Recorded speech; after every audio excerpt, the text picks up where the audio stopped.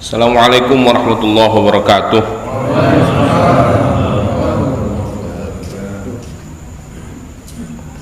Bismillahirrahmanirrahim. Alhamdulillahirabbil alamin, wassalatu wassalamu ala asyrafil anbiya'i wal mursalin wa ala alihi wa ashabihi ajma'in, amma ba'du. Alhamdulillah, semoga kita semua dalam keadaan sehat walafiat.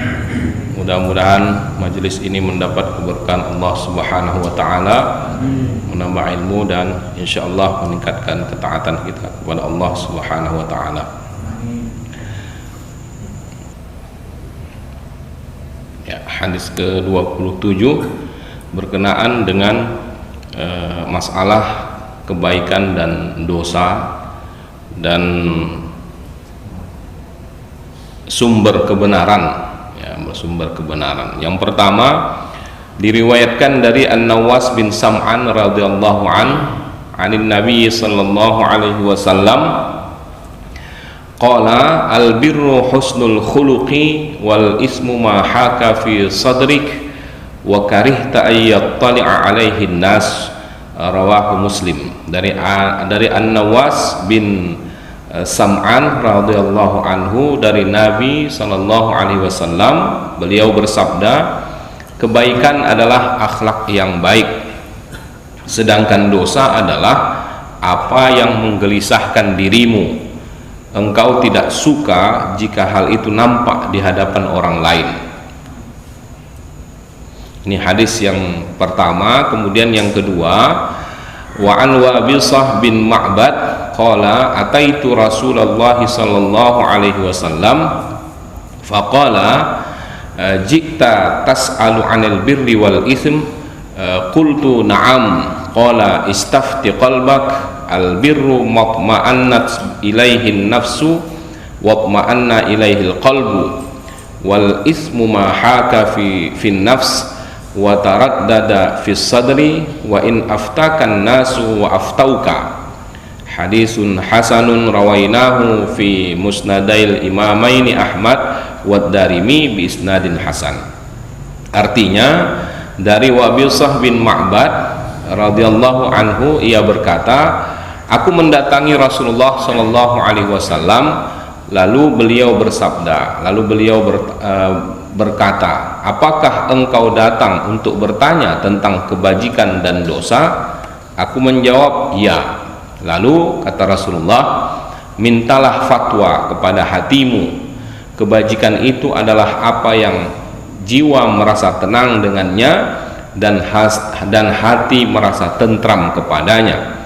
Sedangkan dosa itu adalah apa yang mengganjal dalam hatimu dan membuatmu ragu meskipun manusia memberikan fatwa kepadamu.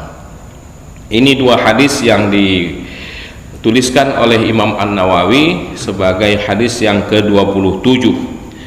Ini hadis sangatlah penting dan utama seperti yang dikatakan oleh Ibnu Hajar Al-Haytami. Ya, beliau berkata ini hadis termasuk hadis yang jawami'ul kalim, atau isinya yang sangat padat, ringkas dan berkenaan dengan hal yang paling penting atau yang termasuk masalah-masalah yang penting dalam agama. Karena apa?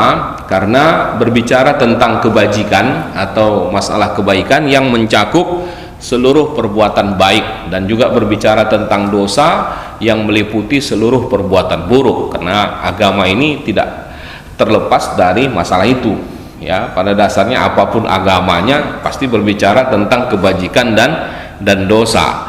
Nah, itu menunjukkan apa yang dibicarakan oleh hadis ini adalah memang merupakan inti dari ajaran agama itu dari keseluruhannya, dan Nabi menyebutkan masalah itu dalam hadis ini secara langsung dan menghadap-hadapkannya. Artinya di satu sisi berbicara kebajikan, lalu sebaliknya langsung berbicara tentang keburukan.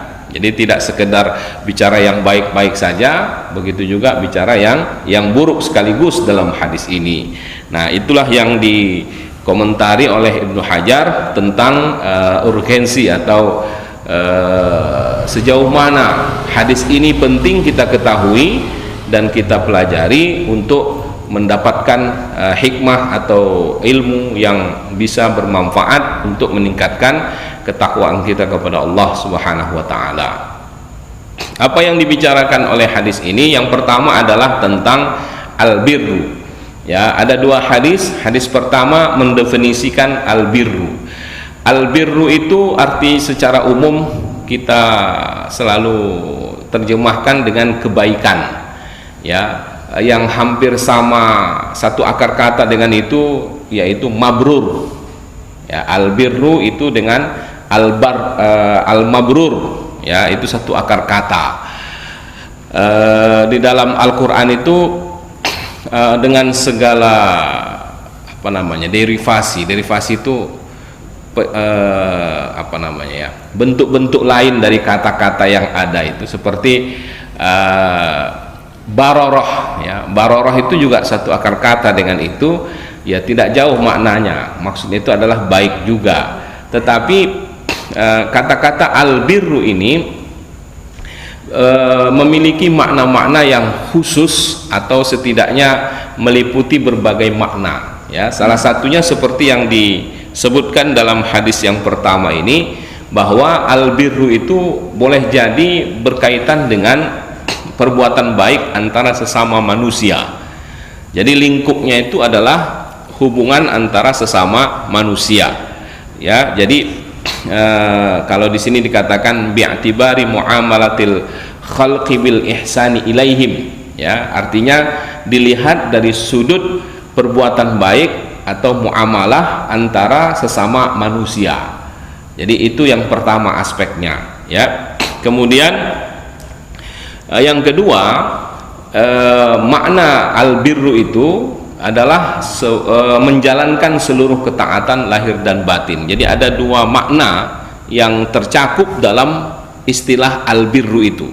Yang pertama dalam hubungan kita kepada sesama manusia, yang kedua lebih luas dari itu, menyangkut ketaatan kita kepada Allah dan juga perilaku-perilaku kita terhadap sesama manusia. Nah, ini ada kita lihat nanti di dalam istilah-istilah atau dalam penjelasan-penjelasannya di dalam Al-Quran ataupun hadis Nabi, ya. Misalnya perbuatan baik antara sesama manusia, kita mengenal istilah birrul walidain, ya. Birrul walidain itu artinya berbakti kepada kedua orang tua. Itu disebutkan dengan istilah bir, ya, albirru, berbakti kepada orang tua. Dalam hadisnya kita tahu berbakti kepada orang tua itu kepada ibu sampai 3 kali, sedangkan ayah 1 kali. Itu kan ada hadisnya itu. Nah, itu menunjukkan bahwa yang dimaksud birrul walidain ini adalah perilaku dan perbuatan-perbuatan baik kita terhadap orang tua, yang sebaliknya kita sebut sebagai uququl walidain, yaitu durhaka kepada orang tua. Nah, jadi artinya kebaikan di sini diartikan sebagai perbuatan-perbuatan yang berhubungan dengan sesama manusia. Kemudian yang lain adalah misalnya birrul hajj, ya, haji yang mabrur, ya, al hajjul mabrur. Atau misalnya suatu pertanyaan pernah diajukan kepada Nabi, ma birrul hajj, apakah tandanya orang yang haji yang mabrur? Artinya haji yang baik, yang bisa terlihat dalam hubungannya dengan sesama manusia. Makanya yang dijawab oleh Rasulullah itu hubungannya dengan sesama manusia. Kata Rasulullah dalam hadisnya itu adalah it'amut ta'am, memberi makan. Tentu itu dalam hubungan kita kepada sesama manusia. Jadi mabrur haji itu adalah sesuatu yang bisa ditandai dengan perilaku-perilaku baik terhadap sesama manusia. Itu makna bir tadi, ya. Kemudian kata Rasulullah, kemudian wa thayyibul kalam, dan memperbagus perkataan. Nah, itu kan juga jelas berhubungan dengan sesama manusia. Nah, disitulah kita lihat bahwa bir di sini adalah pengertiannya sesuatu yang berhubungan dengan sesama manusia. Kemudian kita juga mengenal istilah ada jual beli yang mabrur, ya, bay'un mabrur. Rasulullah pernah ditanya amal apa yang paling baik, ya, pekerjaan apa yang paling afdal? Kata Rasulullah, diantaranya adalah bay'un mabrur, usaha yang terbaik, usaha yang baik. Artinya usaha atau jual beli yang tidak merugikan atau tidak menipu, tidak menimbulkan kezaliman terhadap orang lain. Nah, itu kan berarti berkaitan dengan perbuatan kita terhadap orang lain. Nabi mengistilahkan jual beli itu ada yang mabrur, ya, ada yang baik. Maksudnya apa? Yang tidak menimbulkan kezaliman terhadap orang lain. Jadi di sini sekali lagi menunjukkan kepada kita bahwa albirru, ya, sesuai dengan apa yang disebutkan dalam hadis itu adalah sesuatu yang berhubungan dengan orang lain. Kenapa? Karena Nabi mendefinisikan yang pertama, kalau kita kembali kepada hadis itu, ya, hadis yang pertama, albirru husnul khuluq, ya, bahwa kebaikan itu adalah akhlak yang baik. Jadi dari sinilah kita memahami bahwa salah satu dari makna albirru itu adalah berhubungan dengan perilaku kita terhadap sesama manusia. Nah, seperti beberapa contoh tadi, birrul walidain, birrul hajj, kemudian jual beli yang mabrur, dan yang terakhir misalnya saling tolong menolong dalam albir, dalam kebaikan, ya, itu dihadap-hadapkan dengan wat taqwa, dengan takwa. Jadi kalau kita mau mau lebih jelaskan lebih lanjut, ketika ada perintah bekerja samalah dalam kebaikan dan takwa, maka jelas sekali bentuknya itu, yang kalau takwa tentu hubungannya dengan kepada Allah, ya, sedangkan albir sekali lagi itu adalah hubungannya dengan sesama manusia. Jadi hal-hal yang menyangkut kepentingan kita bersama, maka disuruh, kalau itu hal yang baik, maka kita disuruh saling tolong menolong. Nah, itu juga menggunakan kata albir. Kemudian makna yang kedua atau cakupan yang kedua dari albir itu adalah menjalankan seluruh ketaatan lahir dan batin. Nah, ini bisa kita lihat misalnya dalam surat Al-Baqarah 177, ya, disebutkan di sini, laisal birra an tuwallu wujuhakum qibalal masyriqi wal maghrib. Tidaklah albir itu, nah, ya, tidaklah albir itu sekedar menghadapkan wajahmu ke timur dan ke barat. Ini masalah, ini berkaitan dengan masalah kiblat dulu, ya, ketika orang-orang Yahudi itu menganggap orang Islam itu sangat aneh gitu, ya, kenapa kiblatnya berubah-berubah, ya, makanya ini meluruskan apa yang menjadi tuduhan mereka. Kenapa? Karena sebetulnya yang baik itu bukan sekedar masalah mau menghadapkan kemana, begitu kira-kira.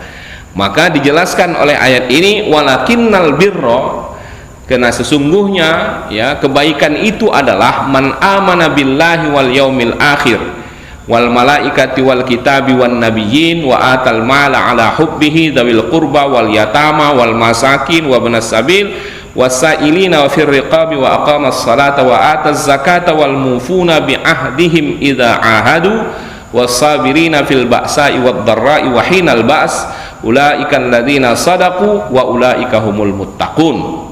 Ayat ini menjelaskan makna bir yang sangat komplit secara umum dua, yaitu dalam hubungannya kepada Allah dan hubungannya kepada sesama manusia. Beriman kepada Allah, hari akhir, malaikat, kitab, nabi, nah, itu yang berhubungan kepada Allah, ya, secara berarti hubungannya secara batin, ya, bagaimanapun ini berkaitan dengan hati, ya, beriman kepada Allah itu kan masalah hati, ya, kepada hari akhir, malaikat, kitab, itu hati kita, berarti ini aspek batinnya. Sedangkan yang lahirnya, secara lahiriahnya adalah wa atal mala ala hubbihi, memberikan harta, menginfakkan harta kepada orang-orang yang kita cintai, yang terdekat, yang kita kasihi, misalnya zawil qurba wal yatama, ya, kerabat, anak yatim, orang miskin, para peminta, ibnu sabil, dan seterusnya.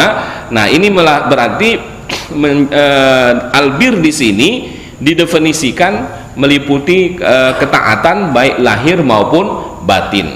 Nah, jadi ada dua cakupan makna albir tadi dalam hadis ini. yang satu menyangkut perbuatan baik sesama manusia, tapi kalau ini lebih luas daripada itu, ya, menyangkut hubungan kepada Allah dan kepada sesama manusia. Ini yang bisa kita lihat dalam penjelasan terhadap hadis ini. Walaupun demikian, ya, bahwa akhlak yang baik atau yang disebut oleh Nabi albir itu adalah husnul khulqi, akhlak yang baik itu sebetulnya meliputi seluruh makna yang ada.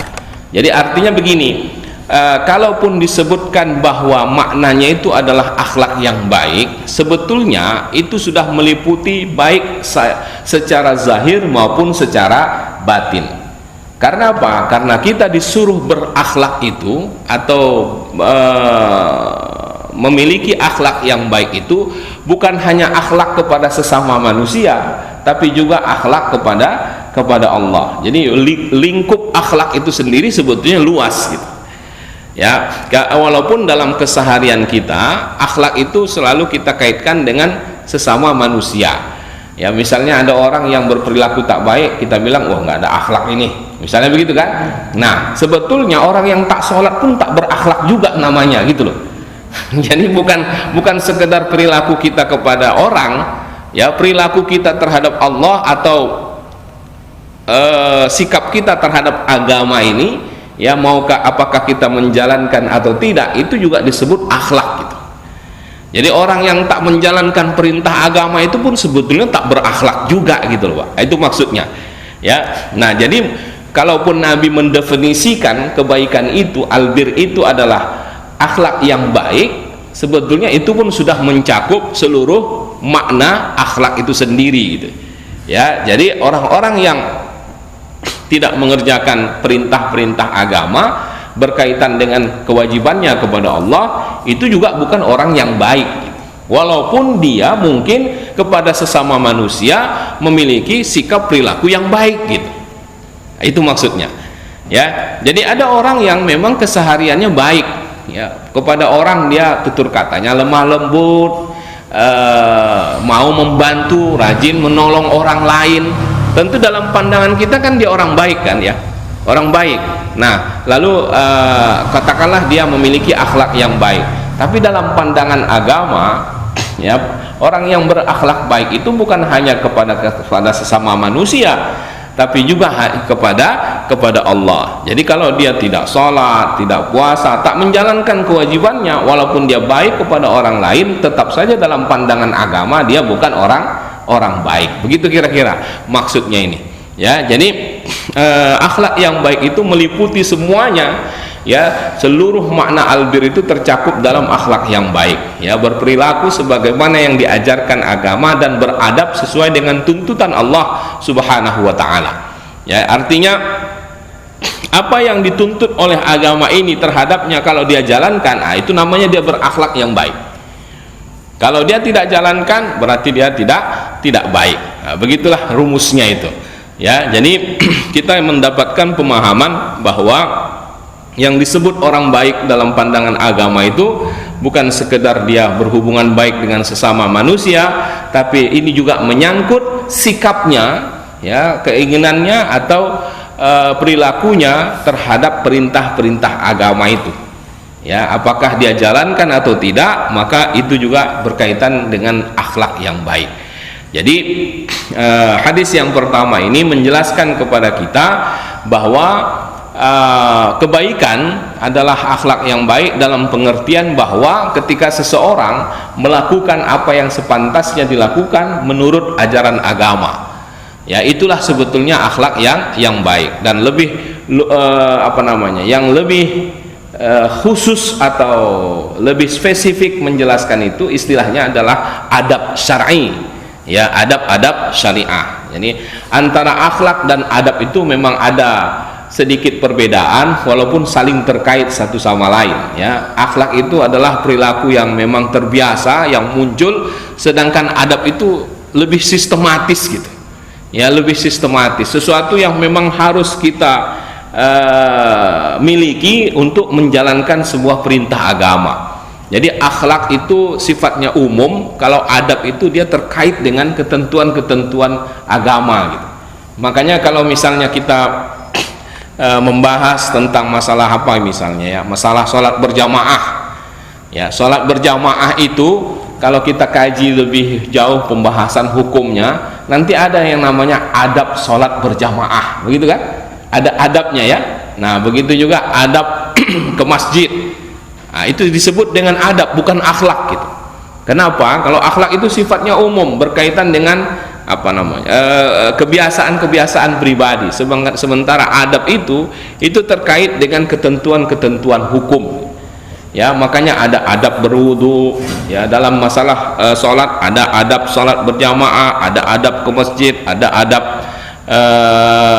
apa namanya, adab berpuasa dan segala macam. Jadi semua ada adabnya ya. Kalau akhlak itu lebih umum, siapa saja bisa berakhlak itu ya. Yang namanya orang dermawan itu tidak tergantung kepada orang Islam saja ya, tidak hanya orang Islam, orang lain juga ada yang dermawan. Tapi kalau disebut adab ya, adab apalagi kalau dikaitkan dengan adab syariah, itu akan lebih khusus gitu. Kenapa? Karena dia terkait dengan ketentuan agama. Nah kebaikan di situ, nah, di sini kita bisa lihat bahwa kebaikan atau sesuatu yang baik itu adalah orang yang bagus akhlaknya, dalam pengertian ketika apa yang mendasari perilakunya itu didasari oleh nilai-nilai agama. Nah, itu yang kita sebut dengan adab. Jadi lebih luas maknanya dan lebih pasti karena terkait dengan pelaksanaan perintah-perintah agama. Ini yang pertama yang bisa kita lihat pengertian albir dalam hadis yang pertama. Nah kemudian hadis itu menjelaskan kepada kita bahwa yang sebaliknya, sedangkan dosa adalah mahaka fi nafsik wa karihta ayyattali'a alaihin nas ya. Dosa itu adalah yang menggelisahkan dirimu dan engkau tidak suka hal itu nampak di hadapan orang lain. Nah ini terkait dengan hadis yang berikutnya ya, hadis yang kedua ketika menjelaskan tentang perbuatan albir atau perbuatan baik, yaitu hadis yang kedua itu menjelaskan kebaikan itu adalah ma'annat ilaihin nafs ya, sesuatu yang membuat hatimu tenang. Nah ini berkaitan dengan fitrah kita lah sebagai manusia ya, dimana kita cenderung kepada kebaikan dan kejujuran. Pada dasarnya kalau orang normal ya, kalau dia berbuat salah pasti tak tenang hatinya, begitu kira-kira maksudnya itu. Jadi kalau ada orang yang sudah tenang-tenang saja walaupun dia salah, itu sudah profesional ya, sudah apa namanya, sudah mahir. Nah, kalau ada orang yang berani, itu salah satu tandanya dia benar. Makanya keluarlah istilah berani karena benar, takut karena salah. Itu wajar, itu normal, dan itu manusiawi, itulah fitrah kita. Jadi kalau kita sudah bertentangan perasaannya, berbeda perasaannya dengan kenyataan itu menunjukkan ada yang salah sudah dalam batin kita ya. Itulah orang-orang yang sudah menyimpang dari jalan fitrahnya. Kenapa? Karena Nabi mengatakan kebenaran itu atau kebaikan itu adalah sesuatu yang mendatangkan kenyamanan, ketenangan. Orang kalau benar itu nggak usah takutlah. Nah, kalau benar, kalau bersih, kenapa takut? Kalau bersih kenapa risih ya? Itu orang KPK itu bilang ya. Ya kan, kalau bersih kenapa risih gitu. Artinya kalau memang tidak ada apa-apa ya udah santai saja. Nah, itu orang yang memang bersih lah, orang yang fitrahnya masih terjaga. Tapi kalau kita sudah melakukan kesalahan, kita merasa tidak nyaman, itu berarti itu masih di jalur yang benar itu ya, masih di jalur yang benar. Kalau kita tidak jujur ya, kalau kita hubungan kita tidak baik kepada seseorang yang selama ini baik, kita menjadi tidak nyaman, itu orang baik namanya ya. Kalau kita memiliki hubungan baik kepada seseorang lalu tiba-tiba ada masalah, kita tenang-tenang saja, tak merasa penting dan sebagainya, berarti ada yang salah di situ. Kalau orang yang normal itu adalah ketika dia tidak bagus hubungannya kepada orang yang selama ini bagus ya, maka lalu dia merasa tidak nyaman dengan itu, berarti hatinya masih bersih gitu. Kenapa? Karena fitrah kita tidak suka dengan hal-hal yang tidak nyaman, ya, tidak suka dengan hal-hal yang negatif lah, ya, kebencian, kemarahan, ya, tidak suka, iri hati, dengki dan sebagainya, itu pasti normalnya tidak kita sukai. Jadi Nabi menjelaskan kebaikan pada diri kita itu adalah sesuatu yang sangat berkaitan dengan fitrah kita. Jadi itulah perbedaan khasnya nanti antara pengertian yang ditunjukkan oleh hadis yang pertama dengan hadis yang kedua. Hadis yang pertama menjelaskan secara teknis, ya, sedangkan hadis yang kedua lebih kepada substansinya, ya, substansi atau sesuatu yang bersifat batin yang kita rasakan. Jadi kebaikan di situ adalah sesuatu yang berkaitan langsung dengan batin kita, ya, makanya Nabi mengatakan kebaikan di situ adalah sesuatu yang membuat hati kita tenang. Kalau kita bandingkan dengan hadis yang pertama tadi, ketika menjelaskan albir, Nabi mengatakan husnul khuluqi, ya, akhlak yang baik. Sedangkan kedua hadis Nabi menjelaskan kebaikan itu adalah sesuatu yang membuat hati kita nyaman. Beda kan? Tentu, tapi sebetulnya ini adalah berkaitan dengan dua aspek, yaitu aspek lahir dan aspek batin. Akhlak yang baik itu secara umum tentu seperti yang dimaknakan tadi, berhubungan dengan sesama manusia secara zahir, ya kan? Sedangkan hati kita itu adalah sesuatu yang batin, dan itu juga bisa menjadi indikasi kebaikan, ya, indikasi kebaikan. Jadi maksudnya hadis ini ingin membimbing kita, kadang-kadang hati kita ini bisa menjadi indikator kebaikan, ya, indikator kebaikan. Jadi kalau kita mau menilai sesuatu itu baik atau tidak, hati ini bisa menjadi ukuran lah. Jadi kalau kita misalnya tadi mengucapkan sesuatu, terus habis itu kita merasa tak enak gitu, aduh, ini jangan-jangan ada yang salah, begitu misalnya. Nah, itu bisa menjadi indikasi, ya, boleh jadi ada yang salah atau mungkin ada yang keliru dari ucapan kita. Jadi perasaan hati itu bisa menjadi tanda bahwa apa yang kita lakukan atau yang kita ucapkan itu salah atau benar, ya, walaupun ini tidak mutlak, ya, tergantung orangnya nanti, ya. Makanya Nabi lebih lanjut menjelaskan dalam hadis itu, ya, ini harus mondar-mandir ini kayaknya nih, ya, kata Nabi, mintalah fatwa kepada hatimu. Artinya hati itu bisa menjadi sumber, ya, sumber petunjuk hati kita ini, perasaan kita ini, ya. Kenapa? Karena kadang-kadang kebaikan itu atau hal yang baik itu bisa kita rasakan dengan hati kita. Kalau hati kita nyaman, ya, maka atau tentram, maka itu sesuatu yang baik. Tapi kalau hati kita sudah mengganjal, bahkan membuat ragu, itu menunjukkan ada yang salah, walaupun orang-orang memberikan fatwa tentang sesuatu kepada kita. Ya, misalnya begini, kalau contoh yang disebutkan Imam An-Nawawi itu, ya, dalam penjelasan terhadap hadis ini, karena ini kan hadis diriwayatkan Imam Muslim. Imam Nawawi itu kan menulis kitab syarah kitab hadis Muslim. Jadi beliau menjelaskan tentang itu. Misalnya ada orang yang ragu menerima sesuatu dari orang lain karena dia tahu orang ini memiliki usaha yang haram, gitu, ya kan? Lalu dia minta fatwa kepada orang lain, kepada seseorang, orang itu memberikan fatwa, tidak mengapa, ya, karena boleh jadi yang diberikannya itu bukan yang haramnya, kan bisa begitu kan, ya Pak, ya, kan bisa bahwa katakanlah seseorang kita tahu dia punya profesi yang haram, tapi yang diberikannya ke kita boleh jadi bukan hasil dari profesinya, kan, boleh jadi dari yang halal gitu. Jadi difatwakanlah oleh seseorang, nggak apa-apa, kau terima saja, ya. Kenapa? Karena boleh jadi dia ngasih sesuatu itu dari yang halal, boleh jadi gitu, ya. Nah, tentu di situ akan timbul keraguan. Nah, disitulah kita boleh kita bisa mengambil keputusan dengan hati kita, walaupun ada fatwa boleh diambil gitu, ya. Kenapa? Karena pada dasarnya sesuatu itu halal sampai terbukti bahwa itu haram, kan begitu prinsip hukum itu. Nah, tapi karena hati kita merasa tak nyaman, ragu-ragu, kita boleh mengabaikan fatwa itu, kita lebih mengikut kepada kata hati kita. Begitulah kira-kira. Sama seperti Bapak misalnya mau kemana gitu, ke daerah-daerah tertentu yang susah cari makanan halal, ya, di Indonesia ini ke mana, ke Bali, ya, atau ke luar negeri lah, ya, ke Singapura misalnya, atau ke Korea, ya, negara-negara yang susah cari makanan halal misalnya.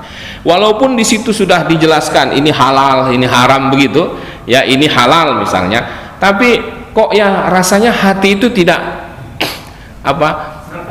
tidak nyaman gitu. Aduh, kayaknya walaupun disebutnya halal gitu, tapi hati ini tidak. Di saat-saat seperti itulah kata Nabi, istafti qalbak, ya, mintalah fatwa kepada hatimu. Kalau kita tetap paksakan, walaupun secara hukum, ya, walaupun secara hukum teorinya itu adalah selama kita bisa membuktikan sesuatu, itulah yang bisa kita pegang. Selama tidak bisa kita buktikan, maka kita boleh berpegang sebaliknya. Misalnya apa? Ini halal, tapi ada keraguan itu haram, selama belum bisa terbukti itu haram, jadi halal tetap. Begitu juga sebaliknya, ini haram, selama tak terbukti ini halal, maka ini tetap haram. Kan teorinya kan begitu. Tapi ya namanya hati kan nggak bisa diajak begitu. Hati ini kan tidak hitam putih gitu. Ya, dia bisa abu-abu, dia bisa merah, biru, hijau, dan seterusnya, ya kan? Yang bisa hitam putih itu kan zahirnya kita, ya. Jadi dalam kondisi seperti itu, istafti qalbak, mintalah pendapat kepada hatimu, ya. Tapi itu nanti akan ada penjelasan lebih lanjut, ya. Tidak semua orang begitu, ya. Nah, jadi artinya dalam kondisi-kondisi tertentu orang bisa meminta fatwa dalam hatinya, dalam arti kecenderungan apa yang dibisikkan oleh hatinya itu bisa menjadikan dia menjadi ukuran atau indikasi bahwa apa yang dilakukan itu baik atau dosa, ya, benar atau salah. Ini yang dikatakan dalam hadis ini. Jadi hadis yang kedua ini lebih melihat kepada aspek batin dari perbuatan yang baik, ya, karena dia berkaitan dengan hati. Kalau kita melakukan sesuatu bertentangan dengan hati kita, ini yang kata orang, hati itu tak bisa dibohongi, ya, kan ada istilah orang begitu, hati itu tak bisa dibohongi. Ketika kita melakukan sesuatu bertentangan dengan kata hati, itu menunjukkan ada sesuatu lah dalam kepribadian kita, ya. Orang-orang yang disebut suka sekali bertentangan dengan kata hatinya, itu berarti memiliki kepribadian ganda, ya. Ada kan kepribadian ganda namanya itu. Nah, ini kalau sudah menjadi kebiasaannya, wah ini bagus ini menjadi politisi gitu, ya. Politisi itu kepribadiannya ganda, Pak, ya, secara bukan oknum lah, ya. Kenapa? Karena kita tidak susah menebak ini orang maunya apa gitu, ya, maunya apa. Ketika lisannya berkata A tapi perilakunya kok kayak B gitu, itu menunjukkan ada yang berbeda, ya, antara zahir dan batinnya. Kalau kita dalam istilah agama itu namanya munafik sebetulnya, kan, ya. Nah, tapi untuk mengatakan politisi itu munafik, nanti kita kena protes kita, ya. Jadi bukan itu maksudnya, tapi janganlah kita membiasakan diri, ya, melakukan sesuatu yang bertentangan dengan nurani, ya, dengan hati. Kenapa? Bagaimanapun hati ini bisa menjadi ukuran, ya, kebenaran atau kebaikan yang akan kita lakukan.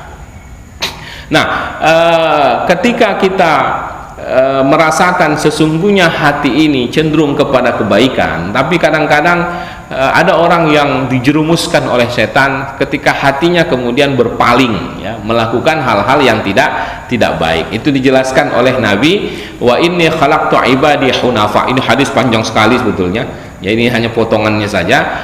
Kullahum wa innahum atathumus syayatin fajtalathum an dinihim wa harramat alaihim ma ahlaltu lahum wa amarathum ayyushriku bi ma lam unzil bihi sultana. Artinya, sesungguhnya aku menciptakan hamba-hambaku dalam keadaan lurus semuanya.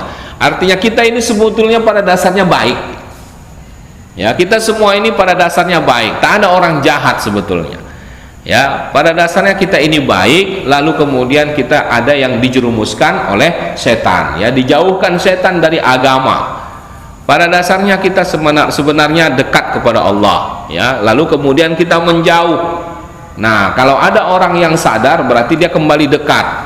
Makanya dalam istilah taubat itu, jadi taubat itu dikenal ada dua sebetulnya. Taubat Allah dan taubat hamba. Allah juga kan disebut tawwab, ya kan? Nah, salah satu asma Allah itu kan tawwab. Tawwab itu artinya selalu diterjemahkan maha penerima taubat. Sebetulnya Allah pun taubat, ya, taubat, bahkan lebih taubat Allah dibanding kita. Makanya istilah itu tawab. Kalau kita taib atau awab, sedangkan Allah tawab, menunjukkan makna yang lebih dalam. Kenapa? Karena pada dasarnya Allah itu ketika kita melakukan maksiat atau melakukan dosa, itu ada jarak yang terpisah. Kita seolah-olah menjauh, kan begitu ceritanya. Nah, ketika kita taubat, arti taubat itu adalah kembali. Kita kembali ke posisi semula yang dekat dengan Allah, maka Allah juga kembali gitu, mendekat. Makanya selain kita tawab atau taubat, Allah juga kembali kepada posisinya sebagai pemberi rahmat, ya, menerima kita dalam posisi yang semula. Itulah namanya bahwa pada dasarnya kita itu berada pada posisi yang dekat dengan Tuhan, hunafa, ya. Hunafa itu bersih, suci, tidak ada dosa, dan sangat dekat dengan Allah, dengan Tuhan. Nah, ketika kita melakukan dosa, kita menjauh, dan itu karena apa? Karena pengaruh dari setan, godaan setan, ya. Dia haramkan yang kuhalalkan, dan mereka menyekutukanku yang tidak kuturunkan kuasanya. Artinya setan telah membuat orang-orang menyimpang dari ajaran agama. Nah, ini yang disebut dengan dosa dan kebaikan dan dosa yang disebabkan oleh perilaku menyimpang akibat dari salah satunya dari godaan setan. Nah, hadis itu juga menjelaskan kepada kita, hadis yang pertama yaitu tanda-tanda dosa. Tanda dosa itu ada dua, internal dan eksternal. Ya, kalau yang internal kegundahan hati itu juga disebutkan oleh hadis yang kedua. Ya, jadi hadis pertama dan kedua itu kalau digabung maka di situ menyebutkan ada dua tanda dosa. Yang pertama secara internal. Ya, internal itu berkaitan langsung dengan diri kita, yaitu kegundahan dalam hati atau tidak tenang lah. Itu kalau kita mau lihat indikasinya dari dalam. Jadi kalau kita melakukan sesuatu, kita tanyalah nurani kita, ya, atau kita rasakanlah kita merasa nyaman nggak dengan itu. Nah, itu kalau kita tak merasa nyaman, itu ada yang salah itu dengan pelaku kita. Kemudian secara eksternal, ya, ini kalau kebongkar, ini kalau ketahuan enak nggak ini? Ini ya, kalau ketahuan ini bagus nggak ini? Itu juga sebagai tanda juga, Pak. Ada orang kadang-kadang tak menyadari, ya, bahwa dia merasa ini baik-baik saja, tapi begitu nanti diketahui orang menjadi aib, ya, menjadi sesuatu yang tak baik, maka ini sebetulnya sudah menjadi tanda bahwa yang dia lakukan itu ada kekeliruan. Kalau betul-betul murni, sebagai kebaikan, maka dia akan mendatangkan kenyamanan, dan orang juga tidak akan melihat itu sebagai sebuah kesalahan. Dia tidak akan malu kalau itu terbongkar. Ya, kalau ada orang yang malu sesuatu itu diketahui orang lain, berarti itu ada yang salah lah itu. Ya, nah, menunjukkan kepada kita perbuatan itu adalah perbuatan yang tidak baik. Oleh sebab itu, tanyalah kepada hatimu, kata Rasulullah, walaupun itu tak kepada semua orang, ya. Berlakunya untuk siapa? Yang pertama dikatakan oleh para ulama tentang hadis ini bahwa hadis itu hanya berlaku bagi orang-orang yang soleh tentu saja, ya, bukan pelaku maksiat yang hatinya kotor. Ya, kalau pelaku maksiat ditanya apakah perbuatanmu baik atau tidak, udah jelas-jelas salah, tetap saja dianggap baik gitu. Ya, jadi tidak bisa jadi ukuran. Jangan, kalau sudah orang hatinya kotor atau tidak saleh, yang buruk pun dianggap baik gitu. Tentu itu tidak menjadi ukuran. Jangan katakan kepadanya, oh berarti Anda benar sudah meminta fatwa kepada hati. Jangan. Ya, jadi yang pertama ini hanya berlaku bagi orang yang saleh. Artinya orang yang betul-betul kita lihat sebagai yang taat kepada Allah, maka di situ akan ada nur, ya, cahaya pembimbing kepada hatinya untuk menetapkan langkah-langkah sesuai dengan nuraninya, ya. Ada komentar dari Imam Al-Munawi yang mengkomentari hadis ini, ya, kata beliau, istafti nafsak itu maksudnya al-mutmainnati al-mauhubati nuran, ya, yufarriqu bainal haqqi wal batil was sidqi wal kadhibi atau wal kidhbi idzil khitabu liwasibah wa huwa yattasifu bidzalik. Artinya tanyalah hatimu, artinya hati yang mutmainnah, ya, hati orang-orang yang betul-betul disinari oleh nilai-nilai agama, kesalihan lah, al-mauhubah nura, yang mendapatkan cahaya yang bisa membedakan, yufarriq bainal haqqi wal batil was-sidqi wal kadzib, hati bersih yang bisa membedakan yang benar maupun yang batil, yang salah, yang hak dan yang batil, yang benar dan yang dusta, ya. Kenapa? Idzil khitab, karena khitab itu artinya sasaran ucapan Nabi itu, ya, ketika Nabi bilang mintalah fatwa kepada hatimu, itu ditujukan kepada siapa? Liwasibah, sahabat Nabi yang tadi namanya Wasibah, dan Wasibah itu dikenal sebagai orang yang soleh, Pak, ya, orang yang saleh. Dia datang kepada Rasulullah, sahabat-sahabat heran kenapa begitu nampak sekali ingin ketemu Rasul. Dia bilang saya ingin langsung ketemu Rasul, begitu kira-kira. Lalu saking Rasulullah kemudian menyuruh dia mendekat, saking dekatnya diceritakan dalam hadis selain ini, sampai dengkul ketemu dengkul lah duduknya. Bayangkan duduk dengan orang berhadap-hadapan, dengkul ketemu dengkul, berarti sudah sangat dekat kan. Nah, disitulah Nabi mengatakan, engkau datang untuk bertanya tentang kebaikan dan dosa kan? Nah, coba kata Wabisah, iya, artinya Nabi sudah tahu gitu, dia datang terburu-buru begitu tuh mau ngapain gitu. Itu salah satu mukjizat Rasulullah, ya. Jadi dia tahu dari melihat wajah orang, dia tahu ini mau minjam duit nih.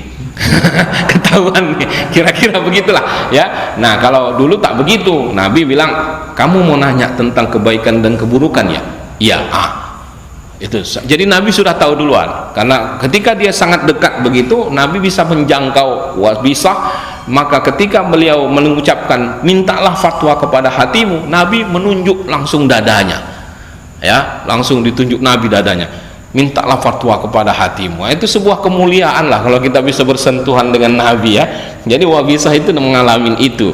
Nah, orang ini adalah orang yang soleh, ini sahabat yang saleh. Jadi dari situlah kemudian diambil kesimpulan oleh para ulama bahwa berlakunya hadis mintalah fatwa kepada hatimu itu tidak kepada semua orang, ya, hanya untuk orang-orang yang soleh lah, orang-orang yang betul dikenal orang baik. Biasanya hatinya itu bisa dijadikan sebagai rujukan lah, seperti anak minta fatwa kepada ibu atau ayahnya lah, ya, setelah dia renung-renungkan pilihan-pilihannya segala macam, ini segala pertimbangan, terakhir dia bilang kepada mamanya atau emak, ya, mamanya atau ayahnya gitu, ya. Dia bilang kalau menurut mama, kalau menurut papa gimana gitu. Nah, biasanya kan orang tua itu punya punya pilihan-pilihan, ya, yang tidak bisa dirasakan oleh anak. Nah, itu menunjukkan perasaan orang tua itu perasaan orang-orang baik gitu. Nah, makanya disuruh kita, dianjurkan kita meminta doa, meminta bantu untuk didoakan, itu sebetulnya dalam rangka menyadari bahwa orang tua itu pasti hatinya ikhlas bersih kepada anaknya. Makanya doa mereka itu betul-betul diijabah oleh Allah. Makanya kita selalu minta fatwa kepada orang tua. Kenapa? Ketika orang tua merasakan hatinya, kayaknya kamu lebih bagus pilih yang ini aja lah. Itu kalau orang tuanya betul-betul orang yang soleh, anak itu ikutlah apa kata orang tuanya. Tapi kalau orang tuanya bandel gitu, ya bandel, belum tentu itu benar itu, ya. Tapi kalau orang tuanya orang yang soleh, begitu kita mintain pendapat kepada orang tua tadi, maka dia pilihkan sesuatu, ikutilah, kira-kira begitu. Salah satu pedomannya sebagai tanda bahwa hati mereka itu adalah hati orang-orang yang bersih, sehingga dia terbimbing kepada kebenaran. Jadi ini tidak berlaku pada orang yang tidak soleh, ya Pak, ya. Artinya kenapa? Karena orang yang tidak soleh itu pasti suka dengan yang maksiat. Ya, jadi kalau kita bilang menurut Anda ini mencuri ini bagus nggak? Bagus aja kalau menurut saya sih. Iya, kalau dia ditanya mah iya. Orang bukan soleh. Tapi kalau orang yang soleh, cobalah lihat kan, mungkin di tempat kita kerja itu kan ada orang-orang yang sebetulnya nggak enak nih perasaan ini. Yang begini-gini ini tanda-tanda orang baik ini. Ya, kalau betul-betul yang itu tuh sebetulnya tak baik. Kalau ketika semua orang aman-aman atau nyaman-nyaman saja melakukan, tapi ada satu orang yang merasa, aduh, stres dia. Kenapa? Aku ini sebetulnya stres. Kenapa? Semua orang melakukan, aku nggak mau. Kenapa? Kayaknya nggak enak. Itu menunjukkan bahwa hatinya terbimbing itu. Hatinya terbimbing. Dan biasanya orang begini nggak tahan lama, Pak. Kalau dia tak tersingkir dari situ, dia sakit gitu. Ya, di anggota-anggota dewan kita itu kan banyak juga orang baik, ya kan, banyak orang baik di situ, banyak orang bersih, tapi mereka nggak menonjol di situ.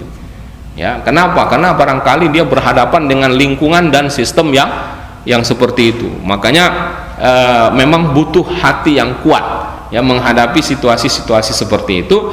Dan kalau dalam lingkup yang kecil, ya inilah orang-orang yang soleh tadi ya, di masyarakat dan sebagainya. Itu yang pertama. Yang kedua, tanyalah hatimu itu hanya berlaku bagi orang-orang yang memiliki ilmu agama, apalagi itu berkaitan dengan hukum agama.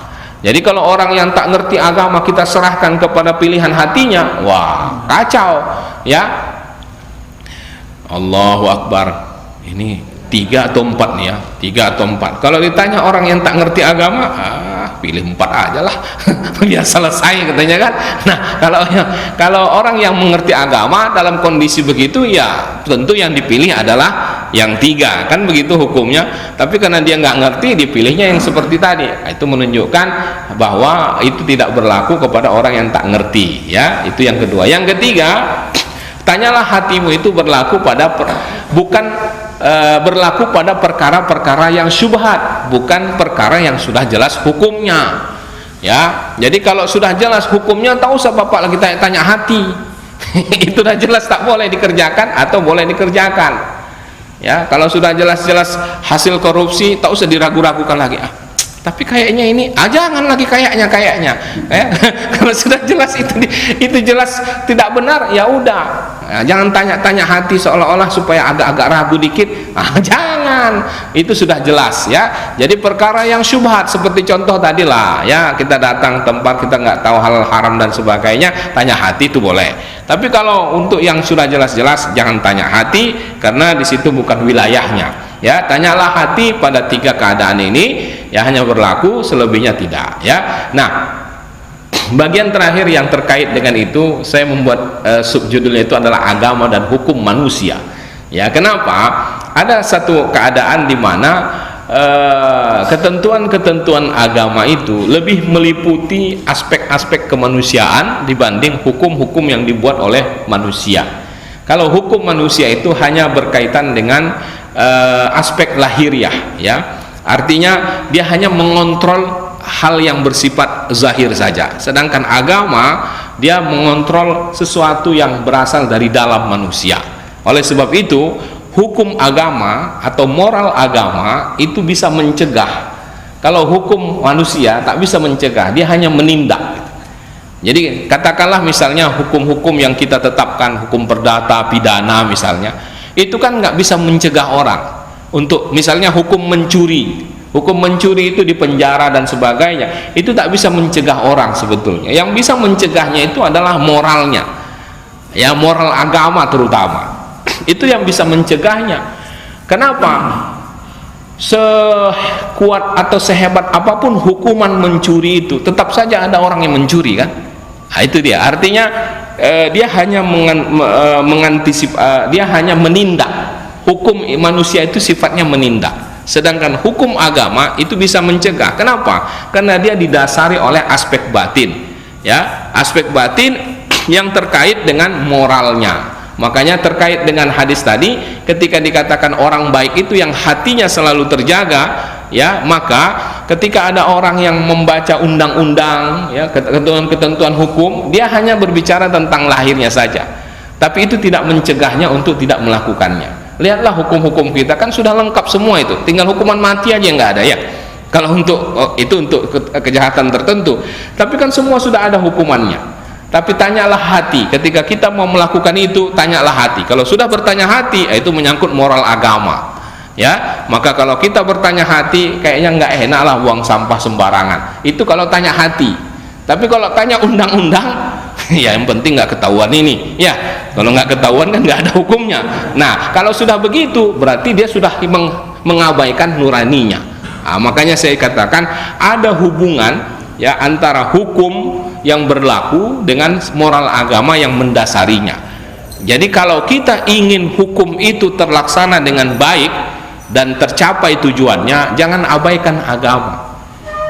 Begitu kira-kira. Kenapa? Agama itulah yang bisa mencegahnya, sedangkan hukum yang dibuat manusia hanya untuk menindaknya. Begitu.